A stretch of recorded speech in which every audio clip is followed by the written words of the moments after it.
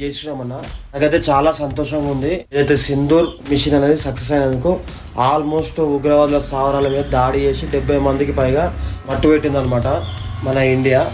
So వీటిలుండగా 60 ఏళ్ళు భ్రష్టు పట్టించిన స్కామరేస్ ఏదైతే పార్టీ ఉందో వాళ్ళ నాయకుడు మాట్లాడుతూ ఏమన్నాడు ఒకసారి చూడండి. आपके सामने दो बात रखी. वर्किंग कमेटी में हमारा डिस्कशन हुआ. पूरा समर्थन, full support to our forces. Best wishes to them, much love to them. Complete support from the Congress party and the Congress working committee. Thank you. So speech ఇచ్చినారనమాట. ఇప్పుడు ఇది మిషన్ అంతా కంప్లీట్ అయినాక ఇంకా ఆ ముఖ చిత్రం చూస్తే ఇండియా పాకిస్తాన్ మీద గెలవడం కన్నా పాకిస్తాన్ ఇండియాతో ఓడిపోతుందనే బాధనే వీళ్ళ ముఖంలో నాకు ఎందుకో కనిపిస్తుంది. చెప్పాలన్నట్టు చెప్పారు అనిపిస్తుంది అది ఆ ముఖ చిత్రం చూస్తే. ఎందుకంటే ఇక్కడ బ్లడ్ కాదు కదా, అది ఇటలీ మోడల్. అది ఈ కాంగ్రెస్ పార్టీ అనేది ఆల్మోస్ట్ పెద్ద ఉగ్రవాద పార్టీ అయినా జనాలకి తెలియలేదులే.